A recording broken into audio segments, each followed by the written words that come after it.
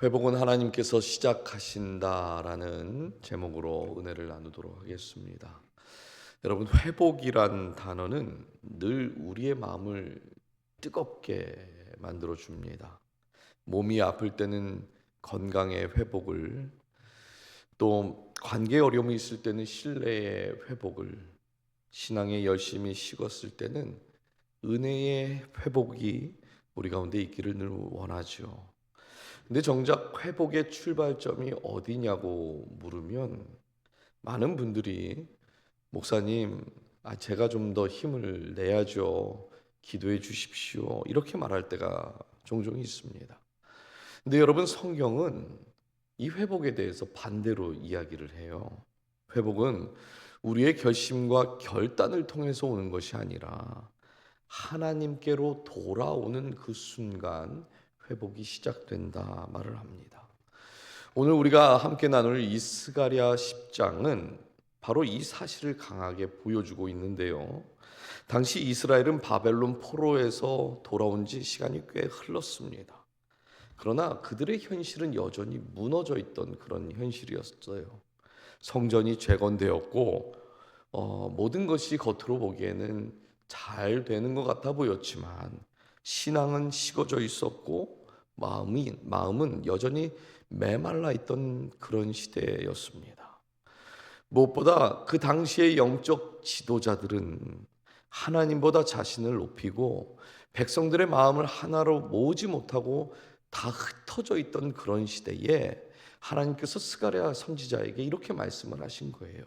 너희는 때에 맞는 비를 구하고 거짓 목자들에게 속지 말고 내가 너희를 다시 모으고 강하게 할 것이다. 이렇게 말씀을 하신 겁니다. 말씀을 묵상하면서 이 땅의 회복을 구하는 모든 교회 또 모든 성도들에게 동일하게 들려져야 할 말씀이 이 말씀이 아닌가 싶었습니다. 그래서 첫 번째 우리가 함께 나누기 원하는 은혜는 회복은 하나님의 은혜를 구할 때 시작이 된다는 거예요. 회복은 하나님의 은혜를 구할 때 시작이 됩니다. 1절 다시 한번 보실까요? 봄비가 올 때의 여호와 곧 구름을 일게 하시는 여호와께 비를 구하라. 무리에게 소낙비를 내려서 밭의 채소를 각 사람에게 주시더라. 이스라엘에서 비는 하나님과 관련 하나님의 은혜와 상징을 이야기하는데요. 성경을 보면 이 비와 관련된 이야기가 곳곳에 있습니다. 신명기 11장 13절과 14절을 보니까 너희가 내 명령을 들으면 이른 비와 늦은 비를 주리라 이렇게 말씀하세요. 그러나 반대로 하나님의 명령을 듣지 않고 불순종할 때는 하나님께서 하늘을 닫아버리시겠다 이렇게 말씀합니다. 특히 이스라엘에서 농사는 전적으로 비를 의존할 수밖에 없는데요. 씨를 뿌릴 때는 이른 비가 내리는데 이 비는 가을에 내리는 비입니다. 그리고 추수할 때는 늦은 비, 그 늦은 비가 내리게 되는데 이 비가 바로 봄비예요. 우리 한국에서는 씨를 뿌릴 때는 봄에 뿌리고 가을에 수확을 하잖아요. 근데 이스라엘은 반대로입니다. 가을에 씨를 뿌리고 봄에 추수를 하는 거죠. 만약 이 봄비, 늦은 비가 내리지 않으면 1년 동안 그 농부들이 수고한 모든 수고가 다 헛되게 되는 것입니다. 그래서 이스라엘에게 비를 구하라는 말씀은 너희의 생명, 너희의 미래가 다 누구에게 달려있다 말하는 걸까요? 하나님께 달려있다. 그러니까 하나님께 맡겨라 라는 언약적인 명령과도 같은 것입니다. 2년 전 봄에 제가 이스라엘을 다녀온 적이 있습니다. 그 이스라엘을 다녀와서 처음 공항에 내려서 간 곳이 아브라함의 우물이란 곳이었어요. 차를 타고 가는데 비가 내리기 시작했고 우산을 써야 할 그런 정도의 비가 내렸습니다. 도착을 해서 저희는 바로 그 우물 있는 쪽으로 가지 못하고 건물 밑에서 비를 피하고 있는데 이스라엘 사람들인지 관광객인지는 잘 모르겠지만 비를 피하지 않고 밖에 나와서 하늘을 향해 이렇게 뭐 영화의 한 장면처럼 비를 이렇게 맞고 있는 거예요. 제가 가이드를 해주시는 그 선교사님께 저분들은 왜 나가서 비를 맞는 거냐고 이렇게 여쭤봤더니 선교사님께서 이스라엘의 봄비에 대해서 그때 이야기를 해주셨어요. 목사님, 봄비는 이스라엘에게 있어서 하나님께서 이들을 기억하신다, 또 복을 주신다라는 신호입니다. 그래서 지금 저 사람들 나가서 비 맞는 건 복 받고 있는 거예요. 그렇게 얘기하시더라고요. 우리 미국의 시애틀 같은 곳은 비가 너무 1년 내내 많이 오니까 레인시티라는 별명이 있기도 하죠. 그 동네 사는 사람들은요, 우울한 감정이 자주 생긴다는 얘기를 들은 적이 있습니다.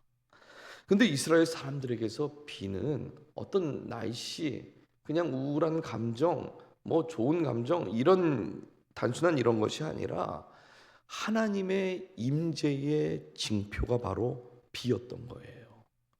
이것이 바로 스가랴서 10장 1절에서 나오는 영적인 의미입니다. 하나님께서 비를 구하라고 하신 것, 그 농사의 풍요를 약속하시는 것이 아니라 영혼의 메마름 때문에 신음하고 있는 그 백성들에게 언약의 회복을 너희가 지금 구해라 라고 말씀하시고 있는 것이죠. 열왕기상 18장에서 엘리야가 갈멜산에서 기도를 하게 되었을 때 3년 6개월 동안 닫혔던 그 하늘이 어떻게 됩니까? 하늘이 열리고 비가 내렸어요.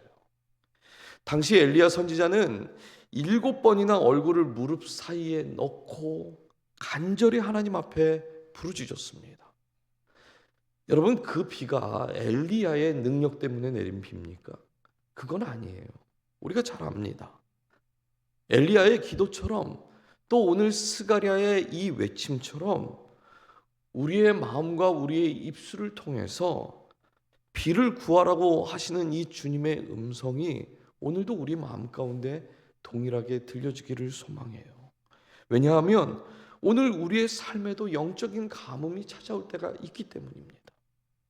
여러분, 기도하러 나와서 주여 주여만 할 때 있지 않으셨나요? 그런 경험 없으셨어요? 기도하러 나왔는데 뭘 놓고 좀 기도해야 할지 마음이 답답할 때 그럴 때 없으셨습니까? 예배를 드리는데 말씀에 대한 감격은 없고 지금 오늘 목사님 도대체 뭐라고 하는 건지 도무지 알아듣지 못한 그런 때가 혹시 있지 않으셨나요? 영적인 가문만 있는 것은 아닙니다. 부부 생활을 하면서 부부의 관계가 어려워질 때가 있지요. 사업을 하는데 왜 이렇게 그 사업의 길은 자꾸만 꼬여가는 것 같고 모든 게 다 예전 같지 않고 모든 게 다 지치고 무기력해지는 그런 때가 있지 않았습니까? 그때 여러분 어떻게 반응하셨어요? 맞아. 내가 이러고 있을 때가 아니지. 힘을 좀 내야지.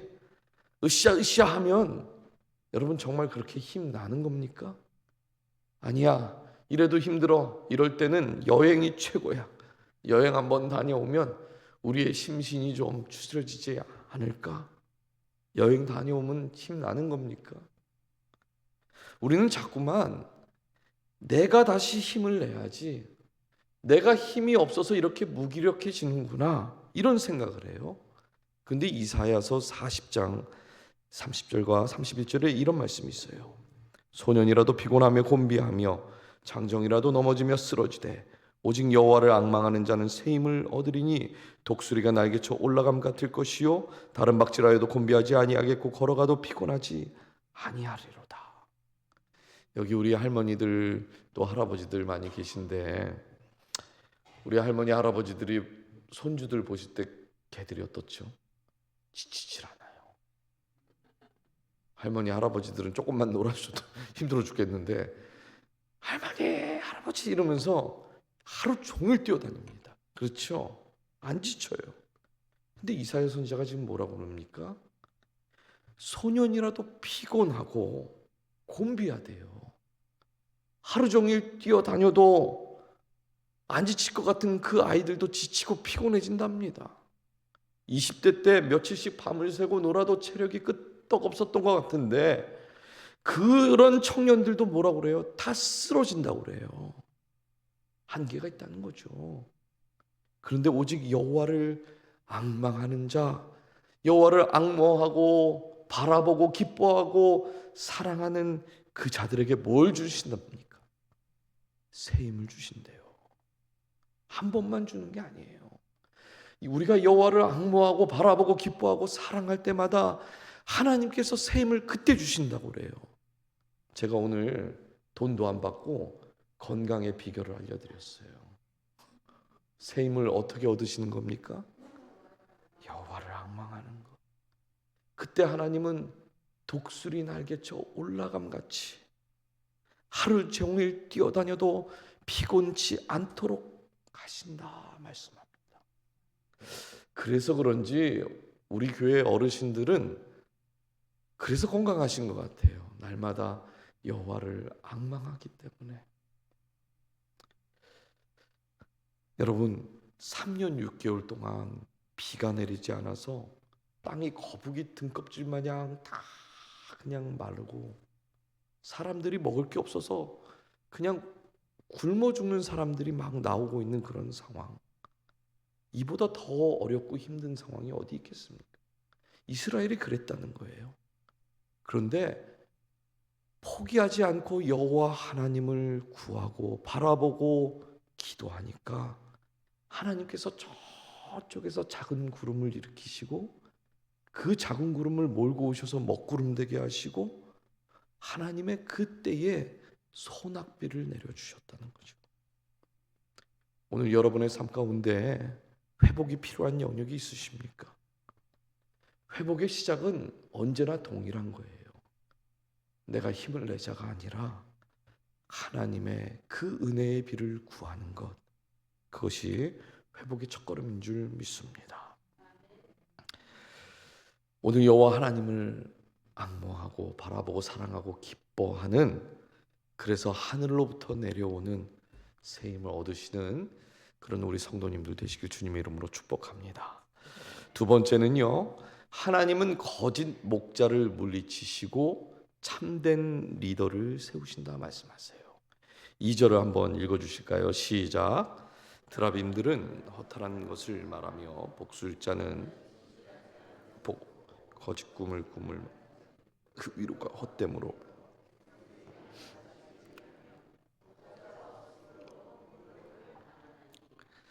스가랴 선지자가 활동하던 시대의 유대 공동체는 겉으로는 성전이 재건되었지만 안으로는 어떻다고 그랬죠? 신앙의 중심을 잃어버렸던 그런 시대였습니다.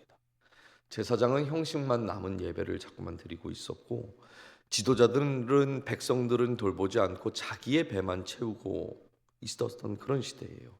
하나님보다 자기의 이름을 높였고 신앙을 하나로 모으기는커녕 그 마음이 다 흩어져 있던 그런 시대였습니다. 그래서 스가랴는 이 시대를 두 단어로 고발을 하고 있는데 드라빔과 복술자다 그래요. 먼저 이 드라빔은 고대 이스라엘의 가정에 그 두었던 우상 같은 신입니다. 그러니까 오늘날로 치면 우리 집 잘 되게 해주세요라고 이렇게 조그만 뭐 인형이든 뭐든 만들어서 집안에 이렇게 모셔놓는 그런 거예요. 당시 이스라엘 사람들은 비와 풍요를 하나님께 구하지 않고 이 드라빔을 놓고 드라빔에게 구했어요. 그러면서도 절기와 제사를 드렸고 흠없는 양을 잡고 안식일마다 예배를 드렸다는 거예요. 눈에 보이지 않는 하나님보다 그 눈에 보이는 무언가를 의지하고 싶었던 그들이었던 것입니다. 그게 드라빔이었어요. 사실 이스라엘이 우상을 만든 것은 뭐 이번이 처음도 아닙니다. 모세가 시내산에서 40일 동안 하나님의 말씀을 받으러 올라갔을 때에 산 아래에 있던 백성들은 눈에 보이는 그 모세가 40일 동안 보이지 않으니까 마음속에 불안함이 찾아왔어요. 그래서 모세를 기다리지 못하고 뭘 했죠? 금을 다 모아서 그걸 녹여서 우상을 만들었어. 우리의 신을 우리가 만들자 이랬어요. 그리고 금송아지를 만들었습니다. 그러니까 금송아지나 드라빔이나 본질은 지금 똑같은 겁니다. 겉으로는 하나님을 믿는다고 하지만 실제로는 내가 통제할 수 있는 게 필요했던 거고 내 마음을 위로해 줄 뭔가가 필요했던 거예요. 여러분, 이게 바로 우상인 겁니다. 그리고 복술자는 점쟁이를 말하는 건데요. 드라빈 같은 우상을 이용을 해서 거짓된 환상과 꿈으로 백성들을 위로하는 걸 했어요. 그러니까 백성을 그냥 거짓된 진리로 속였던 사람들이 복술자인 거죠. 그래서 스가랴 선지자가 뭐라고 그러냐면 그 위로가 다 헛된 것이다 이렇게 말하고, 백성들이 양같이 유리하며 목자가 없으므로 곤고를 당했다 이렇게 말을 해요. 여러분, 유리하다라는 말은 방향을 잃고 떠돌다라는 뜻입니다. 우리가 여기서 방향을 잃고 떠도는 사람들의 특징을 발견할 수 있는데, 방향을 잃었을 때 가장 필요한 게 뭘까요? 진리인 겁니다. 그렇죠? 방향을 바로 잡을 수 있는 그 진리가 뭔지를 빨리 아는 거예요. 그런데 놀랍게도 방향을 잃었을 때 사람들이 찾는 것은 진리가 아니라 뭐예요? 위로를 먼저 선택했다는 거예요. 이것이 방향을 잃은 사람들의 특징입니다. 무슨 말인가?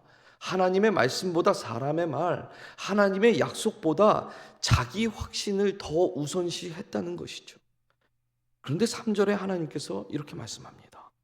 내가 목자들에게 노를 바라며 내가 숫 염소들을 벌하리라. 만군의 여호와가 그 무리 곧 유다 족속을 돌보아 그들의 전쟁을 준마와 같게 하리니. 하나님께서 이런 거짓 목자들을 오래 두지 않겠다 말씀을 하세요. 교만한 목자, 자기 이익만을 추구하는 그런 목자들은 결국 하나님의 손에 심판받게 될 것이다 이렇게 말합니다. 그리고 나서 4절에 이렇게 말씀하세요. 모퉁이 돌이 그에게서, 말뚝이 그에게서, 싸우는 활이 그에게서, 권세 잡은 자가 다 일제히 그에게서 나와서. 거짓 목자를 무너뜨릴 뿐만 아니라 하나님께서 새로운 리더를 다시 공동체에 세워주시겠다 말씀하는데, 이 4절에서 나오는 네 가지 표현은 다 메시아를 가리키는 상징이에요. 모퉁이 돌은 건물의 기초를 놓는 돌입니다. 그러니까 오늘날로 치면 교회의 기둥이 되는 것, 예수 그리스도가 교회의 기둥이 된다 이것을 말하는 거고, 말뚝은요 장막을 고정시키는 못을 말하는데, 예수님께서 불안한 이 세상을 견고하게 붙잡아 주실 거라는 걸 얘기하고 있어요. 그리고 싸우는 활은 전쟁을 승리로 이끄는 활을 의미하는 것인데, 예수님께서 죄와 사망의 권세를 다 꺾으시고 구속 역사를 시작하신다 이걸 말하는 것이고, 마지막으로 권세 잡은 자는 세상 위에 통치하실 메시아의 왕권이 있을 거다 이걸 말하는 겁니다. 결국 하나님께서 거짓된 목자들을 다 무너뜨리시고 예수 그리스도 안에서 완전한 리더십을 다시 회복하실 것이다 이렇게 선언을 하시는 거예요. 사실 오늘날 교회 안이나 교회 밖이나 리더십의 위기를 우리는 경험하고 있습니다. 말은 그럴듯하지만 그 속에는 진리가 없고 책임을 회피하면서도 자기 이익만을 추구하는 그런 리더들이 있는 것 같아요. 제가 함께 동역했던 그 형제 같은 동생 목사님이 캘리포니아에 하나 있는데, 이 부목사를 잘하고 있었습니다. 그런데 어느 날 담임 목사님과 성도님 한 분이 죄송합니다, 눈이 맞아서 야반도주를 하셨어요. 세상에 이런 일이 있을까 싶으시죠? 그런 일도 있습니다. 여러분, 그 교회가 어떻게 됐겠습니까? 풍지박살이 났어요. 거의 대부분의 성도님들이 이제 상처를 안고 교회를 떠났고, 교회를 섬기던 목회자들도 이제 다른 사역지를 찾아야 하는 그런 상황이 되었습니다. 근데 교회를 떠나지 않고 남아있는 성도님들이 50명쯤 남아서 아침 저녁으로 자꾸만 기도를 하시더래요. 이게 어떻게든 하나님의 교회를 살려야겠다라는 그 책임감이 그분들에게 있으셨던 거죠. 이 제가 이 동생 목사가 이제 본인도 떠나야 하니까 교회에서 인터넷으로 내가 갈 교회가 어딘가, 주님 가야 되는데 어디로 가야 합니까? 막 이렇게 보면서 기도를 하고 있는데 전화 한 통이 왔대요. 목사님, 오늘 저녁에 기도에 인도 좀 해주시죠. 자기님 딴 교회 가야 좀 찾고 있는데 기도 인도해 달라고 전화가 온 거예요. 그래서 자의반 타의반으로 기도회를 인도하는데 앞에 앉아서 기도를 하시는 그 50명의 성도님들이 너무나 간절한 모습에 도저히 이분들을 놓고 떠나지 못하겠다라는 마음을 하나님께서 주셨답니다. 그래서 집에 가서 사모님과 마음을 나누고 그때부터 이제 버티고 견디기 시작한 거예요. 하루는 저에게 연락이 왔어요. 좀 힘들었나 봐요. 형, 와서 우리 오늘 저녁 기도에 좀 인도 좀 해줘. 그래서 제가 가서 그날 저녁에 기도하고 뜨겁게 말씀을 나눴습니다. 이제 기도회가 끝나고 둘이 남아서 제가 한번 떠봤어요. 마음이 어떤지. 그래도 지금 이렇게 상황이 힘든데 너 빨리 사모님하고 애들 어떡할 거야? 교회 빨리 찾아봐야 되는 거 아니야? 그랬더니 저를 째려보면서 아니 이런 성도님들을 놓고 어떻게 자기가 나가냐고, 저 오늘 기도회하고 지금 왜 그러는 거냐고 저를 막 내가 한번 떠본 거라고. 잘 생각했다. 내가 도와줄 일 있으면 도와줄 테니까 열심히 좀 잘 버텨라, 힘내라 그랬어요. 한 달 후에 다시 전화가 왔습니다. 갖고 또 기도에 오라나 보다 그러고 전화를 받았는데 교회에서 자기를 담임 목사로 세우기로 결정을 했다는 거예요. 그 50명이. 근데 문제는 당시 사용하고 있던 그 교회의 건물 렌트비가 한 달에 2만 불이 나가야 돼요. 성도가 한 300명쯤 전에는 있었을 때는 렌트비도 내고 뭐 목회자들 사례비도 다 이렇게 줄 수가 있었는데 이제 성도가 50명 정도밖에 남지가 않으니까 렌트비 내기도 벅찬 거죠. 네. 한 6개월은 교회에 이제 있었던 그 교회 재정으로 렌트비를 잘 내고 버텼는데 더 이상 버티기가 힘들어진 겁니다. 목회자 사례비도 이제 다 끊겼어요. 제가 그래서 이건 도저히 안 되겠다. 뭐 다른 교회 좀 알아봐 줄까? 그랬더니 형 새벽 예배 마치고 일자리를 구했대요. 그 무슨 일이야? 그랬더니 수영장 청소를 하기로 했대요. 매일 아침 수영장 가서 청소를 하면 기분이 좋다네요.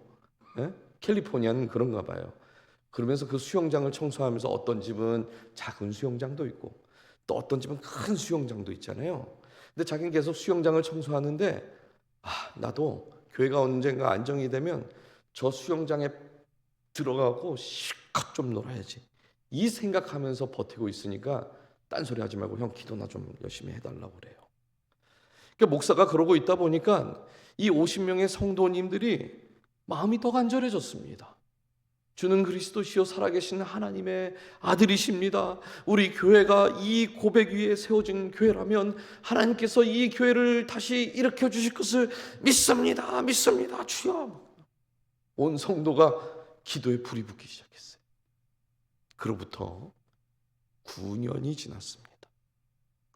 지난 여름에 제가 캘리포니아에 가서 만나고 왔는데 여전히 이 후배는 수영장을 청소하고 있었고 수영장을 50개를 청소한답니다. 일주일에. 네.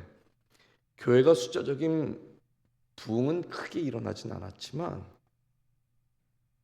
뭐라고 이 친구가 고백을 하냐면 하나님께서 교회를 너무나 건강하게 만들어 주셨대요. 가정을 다시 일으키시고 교회를 회복시키고 오히려 지금은 지역교회를 섬기는 그런 교회로 세워가고 있는 것을 보게 되었습니다. 사랑하는 여러분, 오늘날 하나님은 교회와 가정 그리고 그 우리의 일터 속에서 하나님은 참된 리더를 오늘도 찾고 계세요. 거짓 목자는 절대 하나님 앞에 무릎 꿇지 않습니다. 그러나 참된 목자는 늘 언제나 하나님 앞에 먼저 와서 엎드리게 되어 있는 것이에요. 여러분이 맡은 그런 자리가 분명히 있으실 겁니다. 가정의 가장으로, 부서의 부장으로, 장로로, 권사로, 집사로 하나님께서 맡겨주시고 세워주신 그 자리, 참된 목자로 서 계시기를 바라요. 거짓 목자는 하나님 앞에 엎드리지 않는다고 그랬지요. 방향을 잃으면 어떻게 한다고 그랬죠? 위로를 찾는다고 그랬어요. 그러나 참된 목자는 진리를 구하고 은혜를 구하고 하나님 앞에 먼저 엎드리게 되는 줄 믿습니다. 말씀을 묵상하면서 제가 이런 생각을 좀 했어요. 하나님께서 찾으시는 사람은 참된 목자고 참된 예배자일 것입니다. 그렇다면 하나님이 주목하시는 사람은 누굴까요? 지금 하나님을 가장 필요로 하는 사람은 누굴까요? 방향을 잃고 가장 연약한 사람들이 아니겠습니까? 여러분, 참된 목자 잘 엎드려서 하나님께 구하고 있는 사람보다 오늘 그 하나님이 반드시 필요한 사람, 방향을 잃고 헤매는 사람, 낙심하고 절망하는 사람, 연약한 사람들에게 하나님이 가장 필요한 거잖아요. 그러니까 하나님은 그들을 주목하고 계실 거라는 거예요. 6절 한번 보실까요? 내가 유다 족속을 강하게 하며 요셉 족속을 구원할지라. 내가 그들을 긍휼히 여김으로 그들이 돌아오게 하리니 그들은 내가 내버린 일이 없었음 같이 되리라. 나는 그들의 하나님 여호와라. 내가 그들에게 들으리라. 여기서 유다와 요셉은 북이스라엘과 남유다를 말하는 겁니다. 남유다와 북이스라엘은 나라가 망했었어요. 포로가 되었던 자들입니다. 낙심과 분열이 흩어진 마음이 가득했던 그런 자들에게 무너진 그 공동체들을 하나님께서 뭐라고 하신 거예요? 그 공동체를 다시 하나로 묶으시겠다고 약속을 하신 겁니다. 방향을 잃고 방황하던 자들, 가장 연약하고 하나님이 가장 필요로 하는 그들을 하나님이 주목하시고 약속을 하셨다라고 하는 것이죠. 10절도 보실까요? 내가 그들을 애굽 땅에서 돌아오게 하며 그들을 아수르에서부터 모으며 길르앗 땅과 레바논으로 그들을 이끌어 가리니 그들이 거할 것이 부족하더라. 여러분, 이것은 단순히 지리적인 회복을 이야기하는 것이 아닙니다. 이스라엘을 애굽에서 구원해내셨던 그 출애굽의 역사가 다시 한번 일어날 거라는 거예요. 새로운 이 출애굽은요, 단순한 어떤 한 나라로 돌아오는 것이 아니라 예수 그리스도를 통한 구원의 역사가 다시 일어날 거라는 것이에요. 하나님께서 애굽의 그 종살이에서 자기 백성을 건져내신 것처럼 예수 그리스도께서 오셔서 죄와 사망에서 그 종살이하고 있던 우리를 해방시키셨습니다. 출애굽의 모세가 백성을 인도하여 약속의 땅으로 이끄셨던 것처럼 예수님께서 십자가와 부활을 통해 우리를 그 하나님의 나라로 인도하시는 참 구원자가 되실 거라는 거예요. 그래서 스가랴 10장은 이렇게 마무리를 합니다. 12절을 보실까요? 내가 그들로 나 여호와를 의지하여 견고하게 하리니 그들이 내 이름으로 행하리라. 나 여호와의 말이니라.